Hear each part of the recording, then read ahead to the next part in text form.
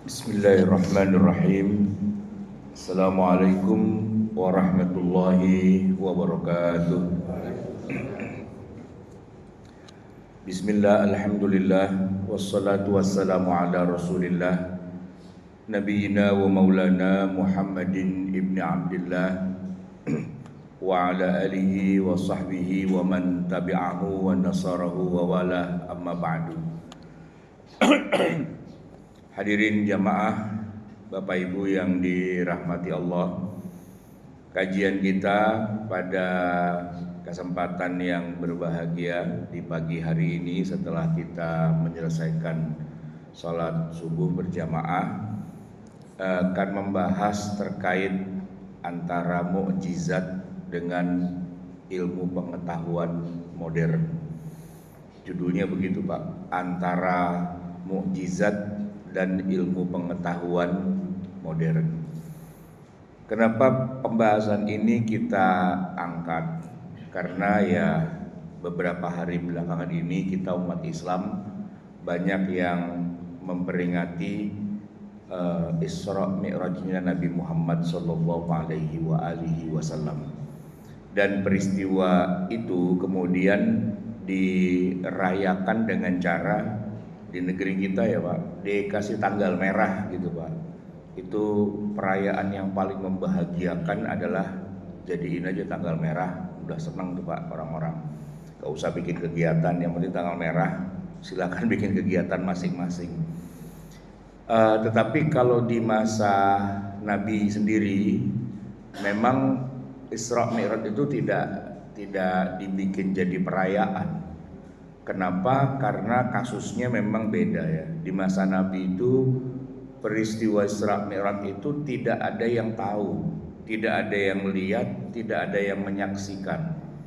Dan memang kalau kita baca di dalam surat Al-Isra sendiri, Allah itu memang tidak menjadikan peristiwa itu sebagai mukjizat yang sifatnya diperlihatkan kepada orang-orang, itu tidak.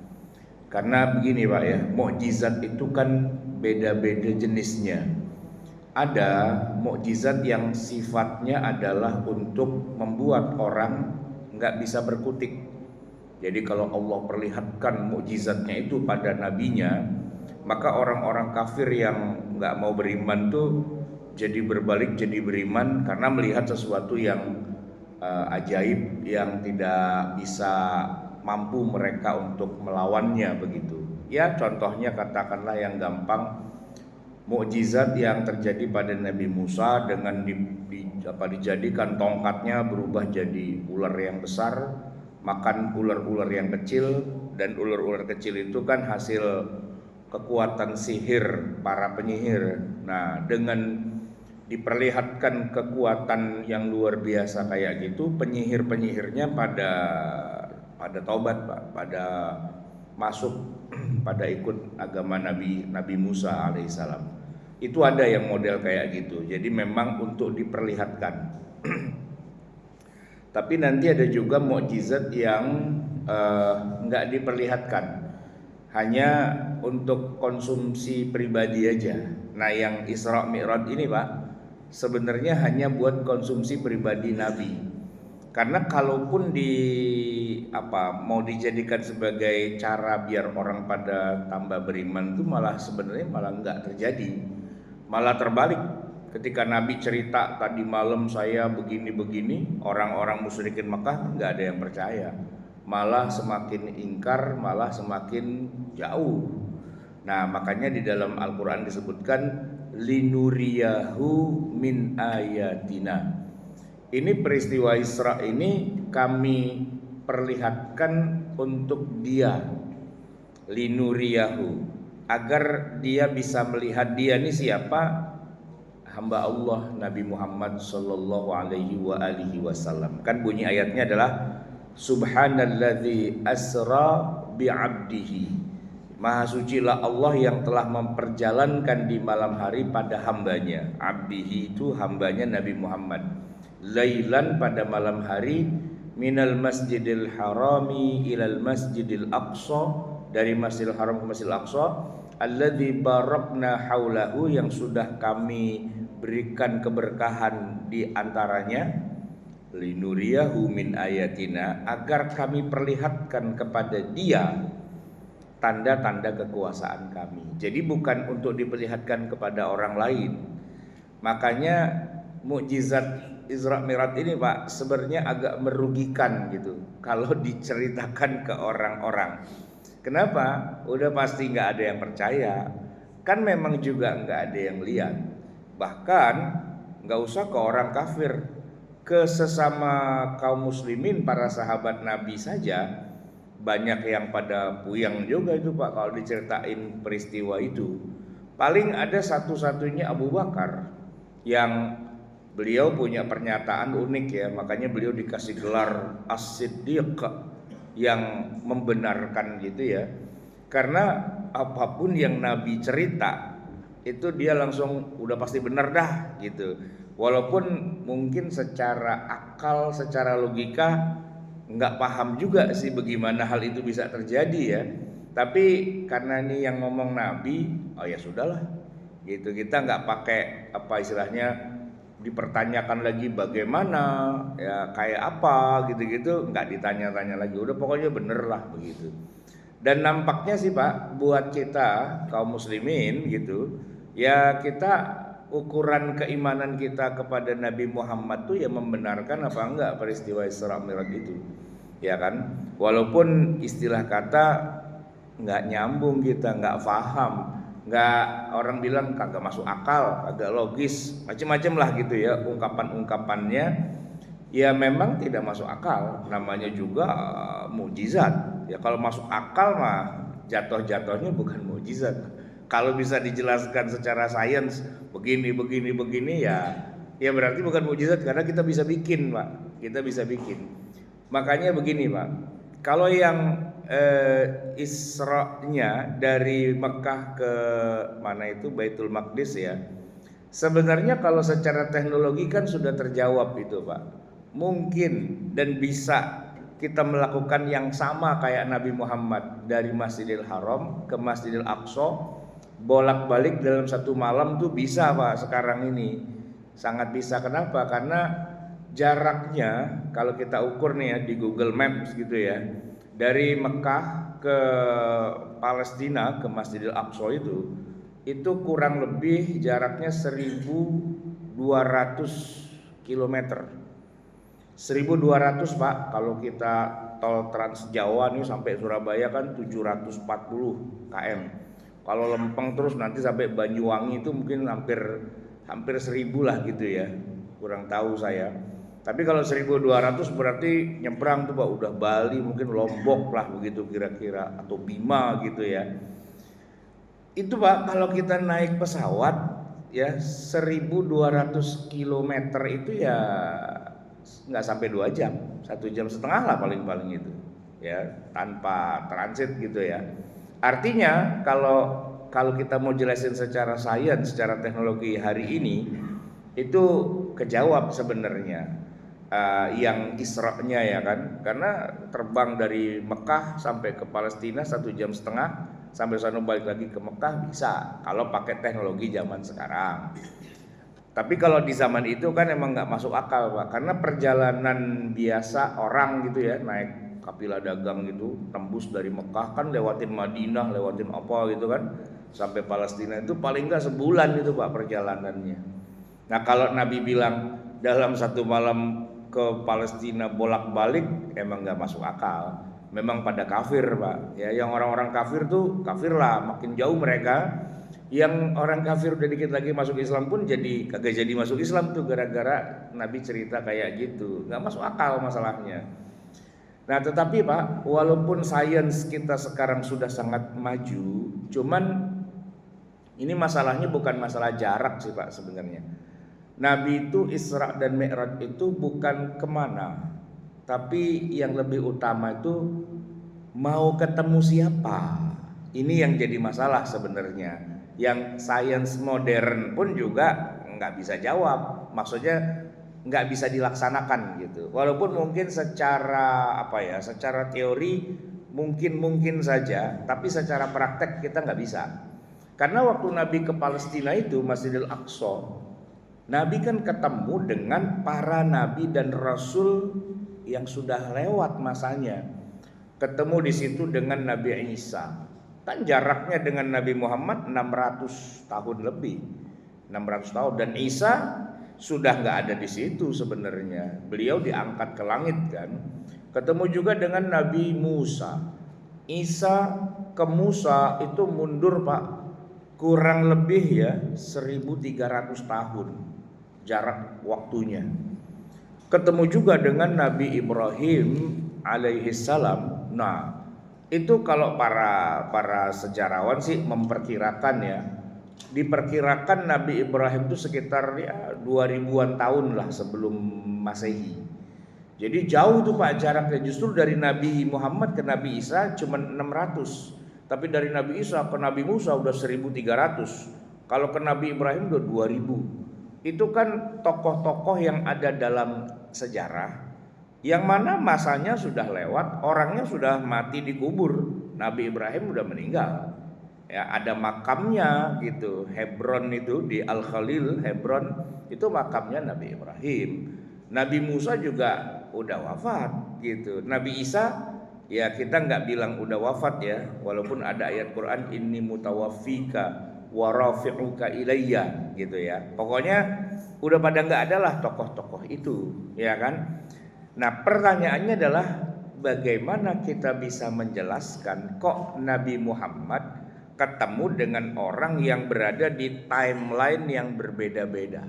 Nah, ini kan yang susah bisa kita jelaskan ya. Kalau di masa itu mungkin orang berpikirnya, oh iya, atas kehendak Allah rohnya para nabi itu dikasih jasad lagi terus dihidupkan dan ketemu gitu ya.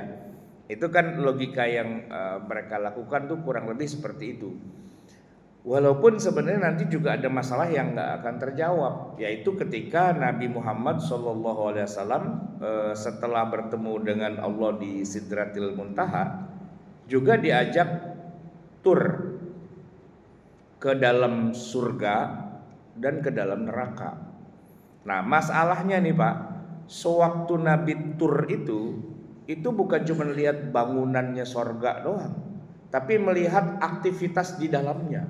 Orang-orang yang ada di dalam surga yang sudah mendapatkan kenikmatan, begitu juga orang-orang di dalam neraka yang sedang disiksa. Padahal, nah ini Pak yang bertentangannya. Surga dan neraka itu kita sepakat ya, kita meyakini memang ada. Tapi untuk saat ini, sekarang nih Pak kita hidup, sebelum terjadinya kiamat, dua tempat itu baru sekedar uiddat, baru sekedar disiapkan. Uiddat lil kafirin, kalau neraka, uiddat lil muttaqin, kalau surga. Tapi belum ada penghuninya sekarang ini, ya kan? Karena dalam salah satu hadis sahih riwayat Imam Muslim dikatakan bahwa surga itu sudah disiapkan dan juga dijaga oleh para malaikat, tapi belum boleh ada yang memasukinya kecuali Nabi Muhammad Sallallahu Alaihi Wasallam.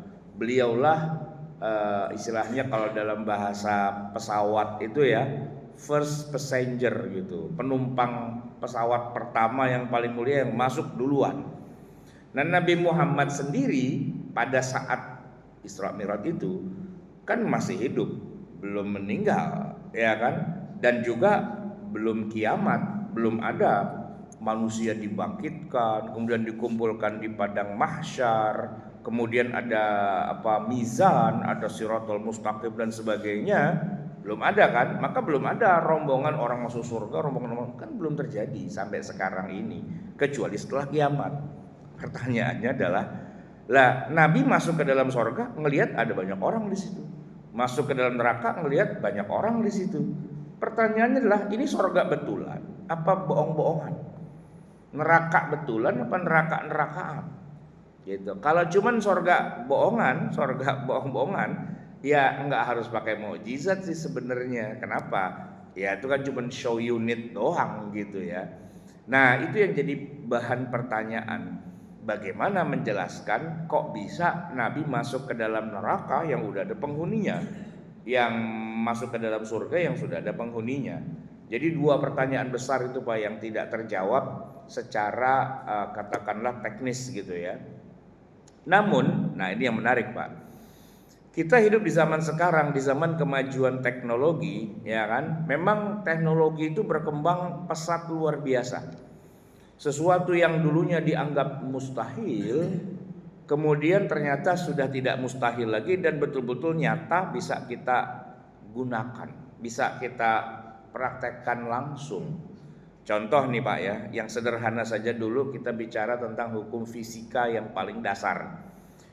Air dengan besi itu punya berat jenis yang berbeda. Pastinya lebih berat besi kan daripada air. Makanya besi Pak, kalau kita taruh di permukaan air dia pasti tenggelam.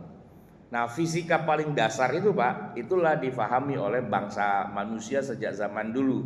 Maka orang zaman dulu Pak kalau dibilang nanti di masa yang akan datang besi bisa mengapung di atas air, itu bertentangan dengan akal, bertentangan dengan logika. Dan mereka nggak akan percaya kalau dibilang suatu hari nanti besi bisa mengapung di atas air. Dulu tapi ya Pak, ya kan? Tapi kita sekarang orang yang hidup di zaman modern, besi mengapung Pak di atas air. Kalau nggak percaya Bapak ke Tanjung Priok aja, mau lihat, kapal-kapal segede gitu Pak, besi semua itu Pak, ya kan? Dan ngambang Pak di atas air gitu kan. Sesuatu yang kalau orang zaman dulu Pak, kita hidupkan di zaman sekarang ya kan, ngelihat gitu, dia pasti nggak percaya, pasti dia pegang kayu kali ini, tong besi ya, kok besi bisa ngambang ya. Nah itu kan secara akal tuh dulu mereka belum nyampe gitu Pak. Ternyata kita bisa bikin kapal segede gitu berbobot ribuan ton gitu ya. Kapal itu Pak, apa namanya yang peti kemas itu, terminal itu kan ribuan ton itu ya, nyeberangin lautan dia bisa di atas air jalan gitu. Kebayang kan, orang aja nggak bisa jalan di atas air, ini Pak besi ribuan ton jalan di atas air. Bahkan kalau kita bilang kepada orang dulu, besi itu bukan cuma bisa ngambang, bisa terbang. Dia akan bilang emang udah gila loh katanya, mana bisa besi terbang gitu kan. Ya kita ajak aja Pak ke Bandara Soekarno Hatta atau ke Halim, lihat besi gede banget bisa terbang, ya kan? Ya dengan teknologi pastinya, ya kan? Ya, besi nggak bisa tiba-tiba terbang gitu. Kalau zaman dulu, pasti sihir nih, kan gitu ya. Ini pasti karomah nih, pasti mukjizat nih. Nggak. Besi bisa terbang dengan sains bisa. Ya teknologi pastinya kan yang menjawab begitu. Saya sendiri Pak tahun 91 kan saya pernah tuh pergi haji, masih di Halim Perdana Kusuma. Waktu itu terbangnya dari situ Pak. Naiknya Boeing 747, Jumbo Boeing 747. Sekarang udah nggak ada pesawat itu kayaknya ya. Itu double decker Pak. Yang depan tuh dia 2 lantai, yang belakang itu sampai 450 passenger jumlah ininya penumpangnya.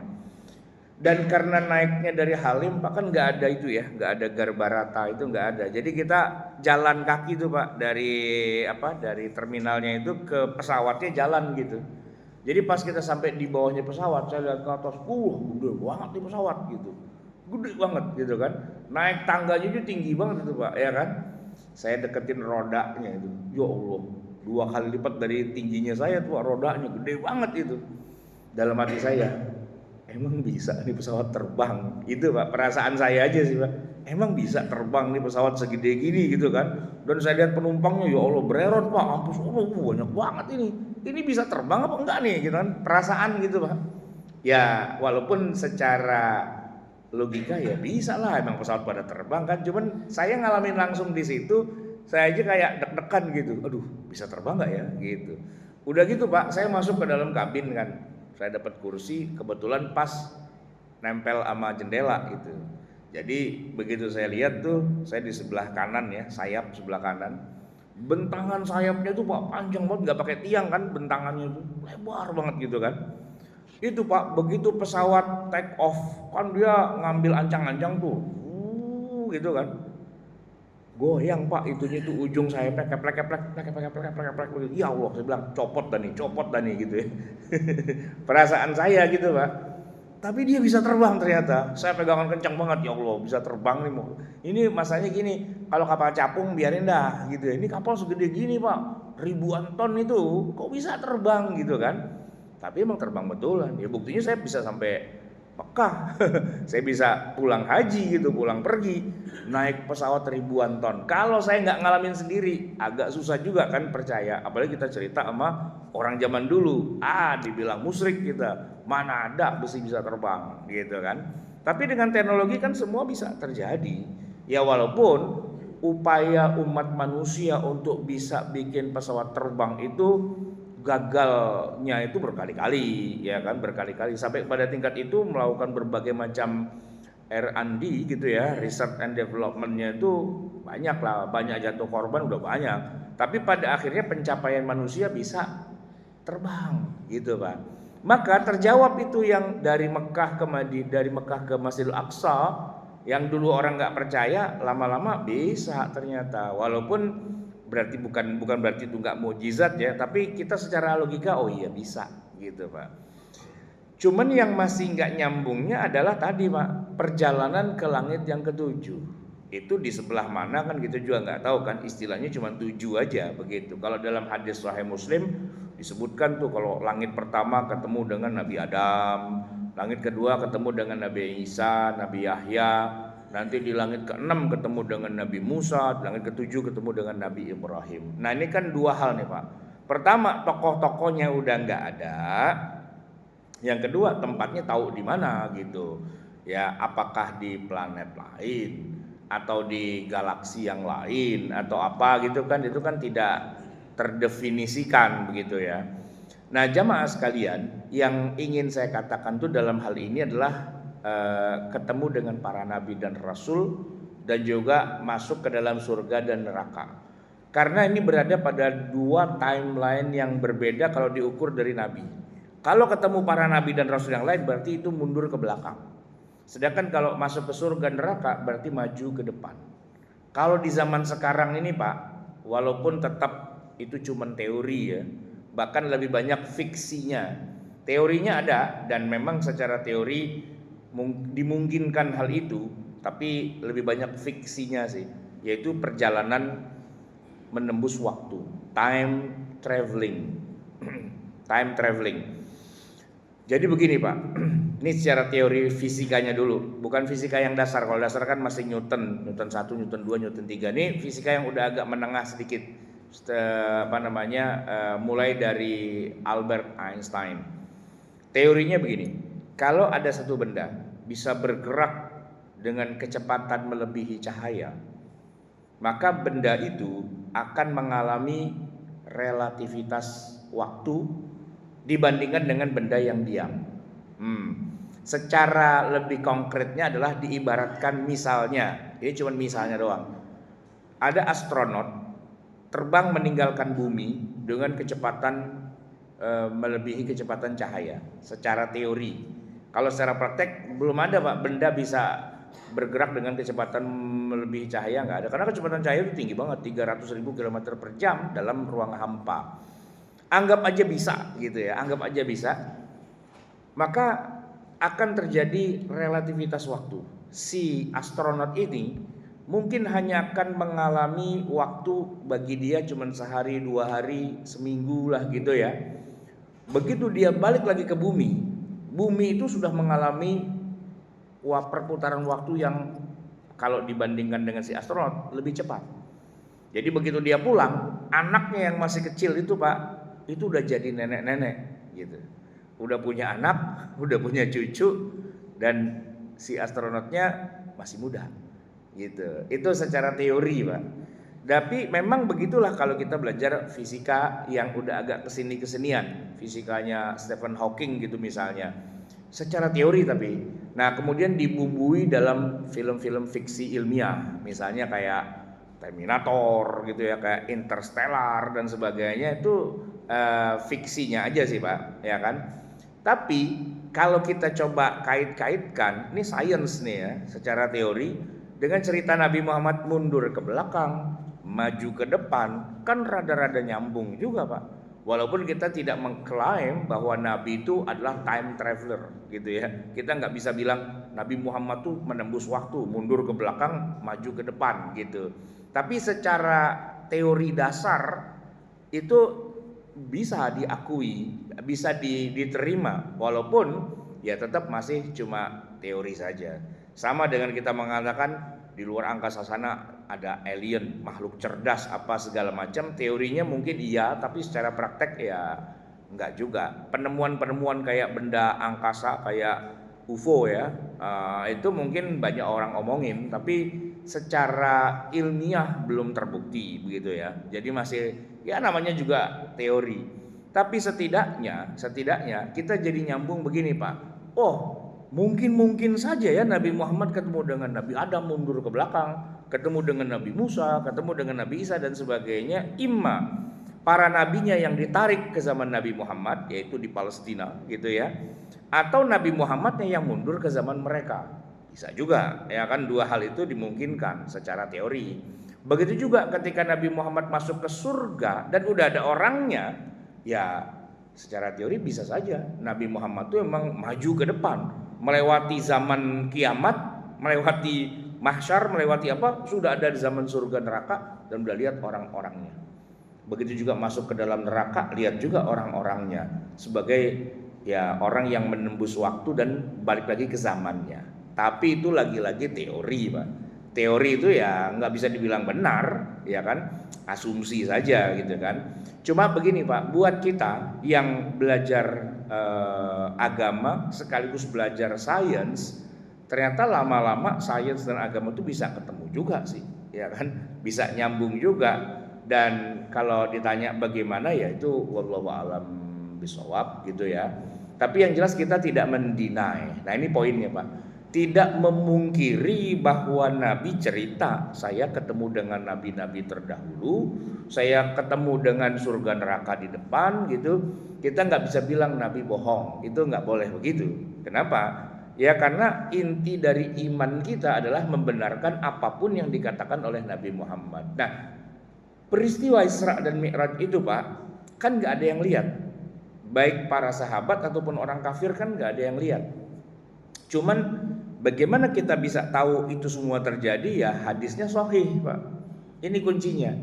Hadisnya sahih Muslim bahwa Nabi terbang ke mana itu, ke Palestina. Bahkan ada kata-kata buraq itu ada di dalam hadis sahih Muslim. Utitu bil buraqi. Ya, aku diberikan buraq. Wa huwa dabbatun, dan wujudnya adalah berupa dabbah. Dabbah itu tunggangan. Jadi kalau di zaman dulu Pak, orang kemana-mana kan naik kendaraan kan nunggang gitu ya, nunggang kuda, nunggang onta gitu, pokoknya nunggang lah gitu. Nah tunggangan. Nah cuma memang ini masalahnya begini Pak, imajinasi orang kan macam-macam. Lalu adalah orang kemudian membuat imajinasi, imajiner dia, menghayal dah halu. Dia gambar itu, gambar kayak kuda gitu, lalu kepalanya manusia, manusianya perempuan, nggak pakai jilbab, rambutnya berkibar-kibar gitu kan. Nah itu dia bilang itu buruk gitu. Nah yang gambar itunya Pak, yang halu gitu ya. Tapi kalau bahwa Nabi dibawakan oleh Jibril buruk, itu hadisnya sahih. Cuman kayak apa wujudnya, yang pasti bukan yang kayak di lukisan itu, ya kan. Dan apakah buruknya terbang misalnya gitu ya, atau bagaimana, terus terbangnya dalam ketinggian berapa meter dari permukaan laut gitu kan. Karena kalau dia terbang tinggi kayak pesawat Pak, nggak bisa nafas Pak, karena atmosfernya tipis gitu. Cuman kalau dia lewat bawah dengan kecepatan segitu, kayak apa ya, pesawat jet tapi terbang di ketinggian yang rendah Pak, suaranya menggelegar gitu kan. Secara fisika tuh begitu. Ya mungkin bisa dijawab dengan portal kali gitu. Jadi Jibril buka portal, tinggal ke situ kan udah nyampe gitu aja kan. Jadi perjalanannya nggak pakai yang menempuh jarak jauh karena lewat portal begitu. Ya tapi itu namanya teori ya kan. Namanya itu adalah sebuah asumsi. Silakan saja berasumsi. Tapi intinya adalah ketika Nabi mengatakan saya ke sana, saya ketemu dengan siapa dan sebagainya, itu yang tidak kita pungkiri, kita benarkan saja. Nah jamaah sekalian, yang dirahmati Allah, saya ingin sedikit lebih ke arah sains modernnya. Banyak orang berasumsi bahwa di dalam Al-Quran itu banyak ayat-ayat yang memberikan semacam isyarat tentang kemajuan-kemajuan teknologi. Sepakat kita Pak, benar. Kalau di dalam Al-Quran banyak isyarat, itu iya. Cuman nanti yang jadi masalah, apakah benar kemajuan-kemajuan teknologi itu memang datangnya dari Al-Quran? Itu yang jadi pertanyaan. Tapi kalau di dalam Al-Quran ada banyak isyarat, iya. Namanya juga isyarat Pak.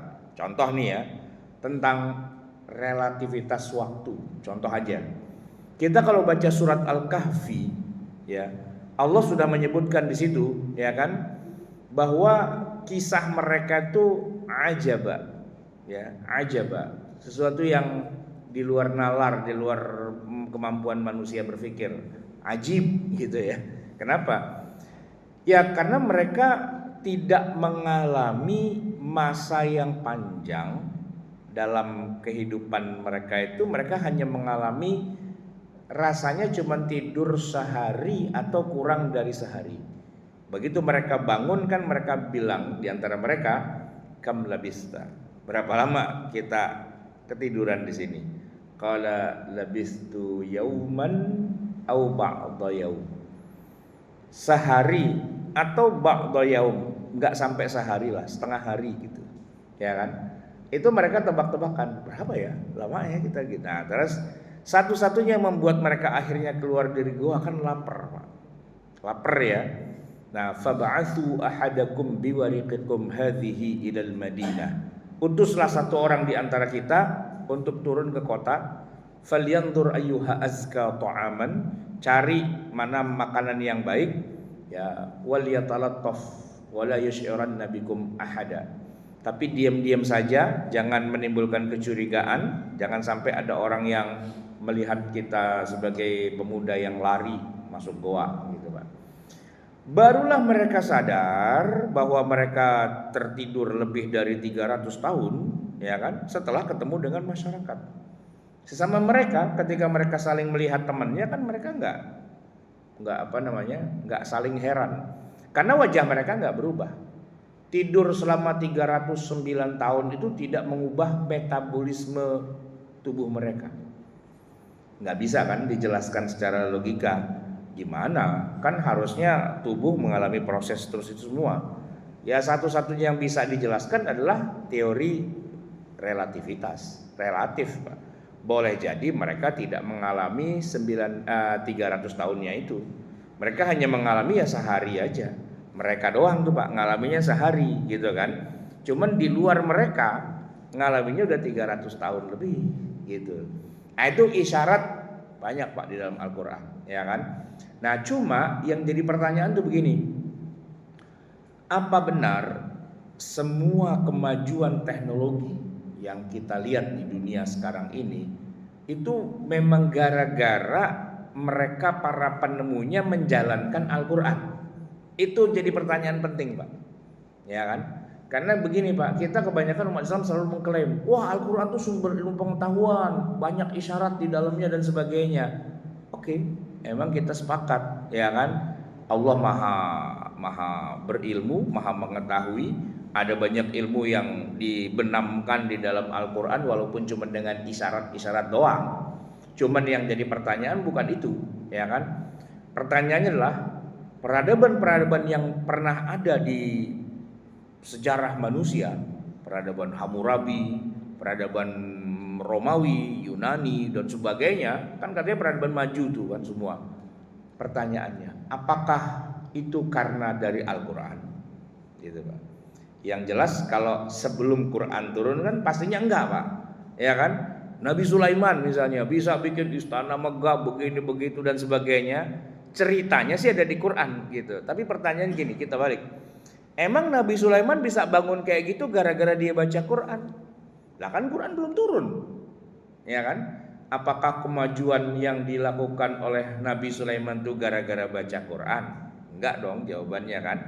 Ya tentu kita ngomongnya peradaban setelah Nabi Muhammad, karena baru setelah Quran turun, ilmunya ada di dalam Quran, baru kita lihat. Nah pertanyaannya adalah, setelah Nabi Muhammad turun gitu ya, dan Al-Quran turun, sebutkan peradaban-peradaban umat manusia yang maju secara teknologi dan sains gitu, yang memang benar-benar tuh datangnya dari Al-Quran. Gara-gara orang baca Quran, menelaah, dan kemudian menerapkannya dalam kehidupan dunia. Kita bisa jawab begini Pak, itu kemajuan peradaban Islam di masa lalu itu jadi bukti bahwa umat Islam ada yang jadi penemu dalam bidang astronomi, dalam bidang biologi, dalam bidang kimia, dan kita punya banyak tokoh-tokoh umat Islam yang jadi ilmuwan. Baik, itu kita sepakat, benar, karena itu fakta kan, kita nggak bisa memungkiri. Cuman yang jadi pertanyaan berikutnya adalah, kenapa sekarang teknologi yang dimiliki oleh peradaban manusia itu adanya bukan di tangan umat Islam, ya kan? Katanya itu dari Al-Quran.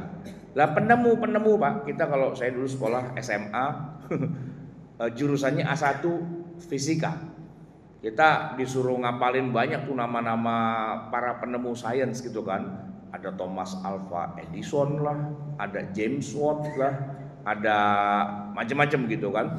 Nah itu kan nama-nama bukan nama-nama Muslim, ya kan? Pertanyaannya adalah, apakah kemajuan teknologi yang mereka temukan itu mereka dapatnya dari membaca Al-Quran? Ya jawabannya kan pasti enggak. Orang dia kafir kok gitu kan. Dari mana mereka mendapatkannya? Nah begini Pak, kalau kita lihat secara sejarah, alur sejarah, teknologi itu sifatnya sambung menyambung. Ya, jadi dia merupakan hasil dari research dan development, ya kan? R&D. Dia lakukan riset, kemudian dia kembangkan. Di riset lagi dikembangkan, di riset lagi dikembangkan, gitu. Jadi kemajuan teknologi itu boleh saja sih kita klaim awalnya dari umat Islam, benar. Tapi setelah itu yang mengembangkannya bukan umat Islam. Yang mengembangkannya ya orang di luar Islam. Mereka melakukan riset, mereka melakukan development dan sebagainya. Dan nah ini dia Pak yang penting, ternyata itu datangnya silih berganti. Maksud saya, yang memajukannya itu nggak selalu satu pihak, tapi bergantian. Ya kita sebut misalnya begini Pak, awal mula teknologi itu majunya di Eropa. Kemudian setelah berdirinya benua Amerika dengan segala kemajuannya, berpindahlah industri itu ke Amerika. Tapi kemudian dari Amerika pindah ke Jepang, pindah ke Korea, sekarang pindah ke Cina. Jadi giliran aja tuh Pak mereka muter-muter. Dan uniknya adalah mereka yang pada bergiliran itu Pak, nggak ada yang Muslim, ya kan? Nggak ada yang Muslim. Nah yang jadi pertanyaan lagi nih, kalau dibilang ilmu pengetahuan sumbernya dari Allah dan lewat Al-Quran, kan mereka nggak pernah baca Quran. Dan mereka nggak pernah bedah isinya, dan tidak ada klaim sedikit pun ya dari para penemu. Katakanlah sekarang udah zaman komputer lah, udah zaman internet lah, sudah zaman AI, tidak ada yang pernah bilang saya menemukan ini gara-gara baca Quran gitu kan, nggak ada, ya kan? Dan ayat Quran yang mana juga nggak ketemu Pak, ya kan? Kita ngomongin internet, coba di mana ada isyarat tentang internet di Al-Quran? Nggak ketemu. Apalagi ngomongin artificial intelligence AI, coba cari ayatnya, nggak ketemu juga. Halu aja kita kalau bilang bahwa itu semua sumbernya dari Al-Quran. Enggak lah. Faktanya adalah itu dari hasil pengembangan, riset dan development terus yang dilakukan, dan itu dilakukan mereka secara silih berganti begitu dan seterusnya. Pertanyaan yang tadi kita jawabnya begini Pak, sumber ilmu tetap dari Allah. Hanya saja Allah menurunkan ilmu itu lewat dua jalur yang berbeda. Pertama lewat kitab suci, yaitu berupa isyarat-isyarat, ya kan? Tapi yang kedua, dan ini yang lebih dominan kalau kita bicara tentang sains dan teknologi, sumbernya dari Allah, tapi disebar oleh Allah gitu ya. Dan itu bisa siapa saja mengambil ilmu dari Allah, yaitu disebut dengan istilahnya ilham. Fa'alhamaha, ya, fa'alhamaha, Allah kasih ilham. Nah, ilham ini Pak beda dengan wahyu. Kalau wahyu harus lewat nabi dan rasul dari berupa kitab suci, dan orang yang beriman baca kitab suci. Tapi yang satu lagi itu direct Pak, tidak lewat nabi, tidak lewat kitab suci. Allah mengajarkan, ya kan, sebagaimana yang disebutkan di dalam ayat-ayat pertama. Gimana bunyi Pak? Allamal insana ma lam ya'lam. Allah mengajarkan kepada manusia hal-hal yang mereka belum ketahui. Itu surat Iqra kan Pak ya. Iqra bismi rabbikal ladzi khalaq, khalaqal insana min 'alaq, iqra wa rabbukal akram alladzi 'allama bil qalam 'allamal insana ma lam ya'lam. Itu dalilnya Pak. Allah mengajarkan kepada manusia apa yang mereka tidak ketahui. Kenapa manusia? Gini Pak, saya boleh kasih ibarat. Ilmu Allah tuh tersebar di mana-mana. Ibaratnya gelombang radio Pak. Gelombang radio. Radio tuh siaran 24 jam. Cuman kalau kita nggak punya pesawat radio Pak, nggak nangkep gelombangnya, nggak denger juga siarannya Pak. Siarannya ada, tapi yang bisa nangkep ya kalau kita punya pesawat radionya. Ada pesawat radio, ketangkeplah gelombangnya. Tapi kalau nggak ada pesawat radionya, ya gelombang aja gitu, nggak akan bisa ketangkep. Nah kira-kira Allah tuh allamal insana, memberi ilmu kepada manusia, nggak berhenti Pak. 24 jam ilmu Allah tuh disebar terus, disiarkan terus. Tapi yang bisa menerima ya gelombang dari Allah itu bukan nabi, bukan rasul, bukan orang beriman, tapi warasikhuna fil ilmi, orang-orang yang otaknya cerdas, yang bisa mengamati, menganalisa, dan kemudian melakukan rekayasa. Nah itu Pak, syaratnya nggak harus muslim, syaratnya nggak harus tiap hari sujud Pak, otaknya dipakai gitu. Dan itu bisa saja terjadi pada orang kafir, orang jahat, orang-orang yang nggak percaya pada Allah pun bisa juga melakukan hal itu. Dan kisah Allah ngasih ilmu pertama kepada umat manusia itu pada dua orang anaknya Adam yang lagi berantem. Anak Adam lagi berantem Pak. Yang satu mati, dibunuh sama saudaranya. Si saudaranya yang bunuh ini Pak, mujrim dia, kriminal dia, orang berdosa. Pertama kali tumpah darah manusia itu ya kerjaannya dia gitu loh Pak. Ya kalau kita bahasa bilang sekarang tuh orang kafir lah gitu ya kan gitu. Karena apa? Bunuh nyawa gitu loh, ya kan? Orang paling enggak orang yang mujrim gitu, orang yang kriminal, orang yang berdosa dan sebagainya. Tapi santai aja, Allah kirim 2 ekor burung, ya kan? Lalu burung itu berantem, yang satu mati, kemudian burung yang menang ini menguburkan jasad lawannya. Lalu anak Adam melihat kejadian itu, nah di situ Pak otaknya jalan. Kenapa saya nggak melakukan hal yang sama ya? Nah itulah proses yang disebut allamal insana ma lam ya'lam. Allah mengajarkan kepada manusia hal-hal yang dia tidak ketahuinya dengan mengamati. Diamati burung itu. Oh, gitu caranya ya. Oke. Nah, tapi hebatnya manusia, dia bukan hanya bisa melihat mengamati. Dia bisa meniru dan merekayasa. Ah, ini Pak. Poinnya di situ. Dia tiru dan dia rekayasa. Dan hebatnya lagi nanti hasil rekayasanya itu di kemudian hari ya boleh jadi sama orang lain itu kemudian disempurnakan. Nah proses penyempurnaan ini Pak berjalan ribuan tahun sampai akhirnya besi bisa terbang Pak. Itu dia poinnya, ya kan? Maka kalau kita bilang pesawat terbang itu sumbernya dari Al-Quran, enggak. Sumbernya dari research and development yang berabad-abad lamanya lah. Dulu ada Wright bersaudara itu ya Pak ya, bisa terbang cuma beberapa menit terus ambruk lagi gitu kan. Dari situ tertatih-tatih pelan-pelan. Nah, keuntungan kita hidup di akhir zaman itu Pak, kita nikmati teknologinya udah maju. Ini udah hasil dari gabungan sekian banyak teknologi gitu kan. Kan komputer pertama kan gedenya segede masjid kita ini Pak. Komputer pertama kali tabung Pak segede gini, sampai akhirnya jadi segede HP kita. Itu prosesnya kan panjang. Nah itu Pak, itu adalah sumber ilmunya dari Allah. Allah yang ngasih ilham kepada manusia. Manusianya dikasih otak, dikasih akal untuk bisa memproses. Bahwa manusianya mau beriman, mau tidak beriman, Allah tidak pilih-pilih itu. Urusan iman, ilmu yang satu lagi, ya kan? Ilmu agama, ilmu syariah, ada tuh di Quran, ada di hadis gitu.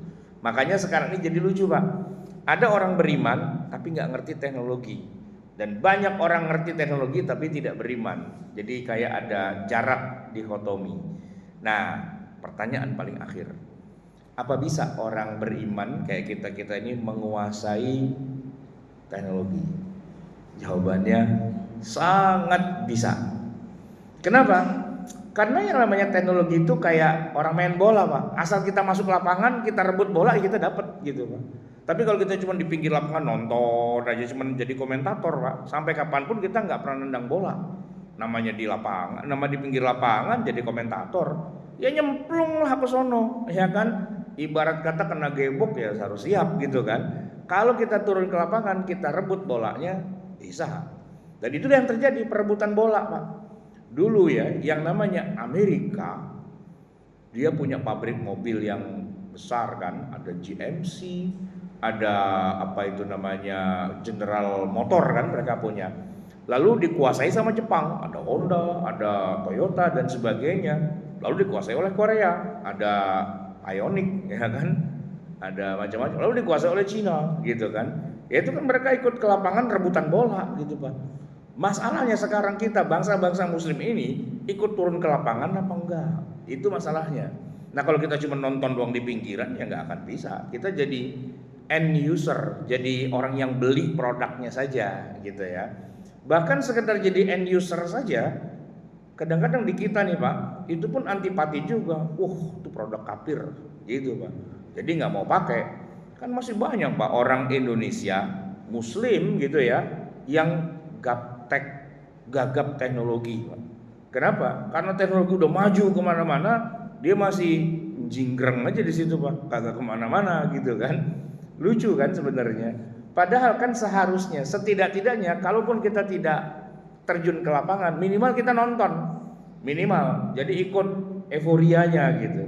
Ini nonton juga kagak Pak, tidur gitu kan. Jadi nggak tahu ada perkembangan yang terbarunya, itu nggak tahu. Jadi nanti anehnya begini Pak, ini kalangan agamawan sibuk dengan ilmu agamanya, nggak tahu teknologi maju. Ketika teknologi sudah berkembang, ditanya hukumnya gimana, jawabannya cuma satu Pak, haram gitu doang. Padahal dia nggak tahu teknologi kan, dia nggak tahu perkembangan gitu. Yang dia tahu pokoknya haram gitu. Jadi fatwa haram hari ini tuh Pak munculnya dari sebuah rumus. Kalau saya tidak tahu maka hukumnya haram. Dah gitu aja Pak. Simpel banget, bikin hukum itu gampang. Kalau saya tidak tahu berarti haram. Tanya Pak Ustadz, apa hukumnya Bitcoin? Haram. Apa hukumnya jual beli online? Haram. Apa hukumnya? Haram. Kenapa? Orang gua nggak paham. Pokoknya kalau gua nggak paham, jatuhnya haram. Dah titik gitu aja. Itu kelemahan paling besar di kita itu Pak, ya kan? Mendinai kemajuan teknologi dan merem, nggak mau melihat apa yang terjadi. Padahal harusnya jangan merem Pak, terjun ke sana dan ambil teknologi itu. Bisa Pak, teknologi itu diambil, bisa. Orang Jepang bisa kok ngerebutnya dari Amerika, direbut lagi sama Korea, direbut lagi sama Cina. Ya kita rebut aja lagi kalau emang mau kan. Nah mumpung teknologi itu udah hasil yang paling gampangnya, istilahnya yang udah puncaknya. Jadi kita nggak ngomongin fisika dasar, nggak ngomongin biologi dasar, ini udah yang gabungan dari itu semua Pak, dimana manusia sudah bisa ngobrol sama mesin. Kebayang kan? Ini kemajuan teknologi yang terakhir ini kan LM, language model. Komputer udah lewat Pak, internet udah lewat. Sekarang semua kemampuan komputer dalam mencari data, kalau programmer kan bisa Pak, dia bikin aplikasi mencari data dengan cepat tuh bisa. Google itu bisa melakukan searching, ya kan? Tapi kan orang harus menggunakan Google dan harus di hadapan komputer dan harus ngetikkan keyword dan sebagainya kan gitu kan. Itu kan teknologi yang selama ini ada. Nah, dengan LM, language model, mesin itu bisa ngomong sama kita dan berbalas-balasan omongan. Lalu kita bilang, tolong carikan penjelasan para ulama terkait ayat ini, baik dari tafsir At-Tabari ataupun tafsir Al-Qurtubi dan juga tafsir Ibnu Katsir terkait ayat ini, tulislah dalam 10 halaman. Dikerjain Pak sama dia. Jadi itu kan namanya AI gitu kan. Nah kayak gitu-gitu Pak, banyak umat Islam yang nggak paham, nggak ngerti juga. Gimana nggak paham, nggak ngerti? Orang dia masuk pesantren diharamkan pegang HP. Diharamkan Pak, karena dalam pandangan kiainya HP itu merusak, dah gitu doang. Jadi dia melihat teknologi itu dengan sinis gitu. Kan harusnya nggak gitu. Wajib para santri punya HP. Kenapa? Karena dia akan berkembang dengan HP itu. Ajarin yang positif pastinya. Kalau cari yang negatifnya, banyak yang negatifnya. TV juga negatif Pak. Apapun teknologi kalau mau dicari negatifnya ada. Tapi terbukti bahwa dia tuh gaptek adalah ketika semua teknologi itu dipandang dengan pandangan yang negatif. Selalu yang jeleknya gitu yang dikhawatirkan. Padahal ya kalau mau cari yang jeleknya pasti ada. Nah tugas Anda itulah carikan yang positifnya dari semua kemajuan teknologi itu. Gak bisa Pak. Kenapa? Ya orang gaptek gimana? Orang gak ngerti teknologi kok disuruh ngajarin yang positif dari teknologi, gak bisa. Itu problem besar Pak. Sementara sambil dengan bangganya mengatakan semua teknologi ada di Quran gitu. Ini kan jadi kontradiksi sekali gitu. Di satu sisi banggain Quran sumber teknologi, di sisi yang lain teknologi yang ada malah dimaki-maki, malah diharam-haramkan. Dan ini kan jadi kayak orang nggak suka lagi akhirnya dengan kaum agamawan karena dianggap kagak logis, banyakan teori gitu kan. Biar bagaimanapun juga pada akhirnya teknologi yang maju itu Pak melanda kita, dan harusnya para ulama itu ngerti dan melek dengan teknologi. Kan dia yang klaim bahwa semua sumbernya dari Al-Quran gitu kan. Walaupun tadi kita udah bilang sumbernya dari Allah, jalurnya lewat ilham, tidak lewat Al-Quran. Kalaupun ada di Al-Quran, cuman sifatnya isyarat-isyarat saja. Isyarat itu Pak, kalau nggak dikembangkan, kalau nggak diriset, kalau nggak di-develop gitu ya nggak bisa berkembang juga. Intinya pada melakukan risetnya, pada developmentnya, itu yang paling utama, yang menentukan apakah kemudian ini bisa maju atau tidak. Baik jamaah sekalian yang dirahmati Allah, semoga kajian kita ini menambah wawasan kita dan menambah keimanan kita kepada Allah Subhanahu wa taala. Mari kita akhiri dengan doa. Bismillahirrahmanirrahim. Alhamdulillahirabbil alamin.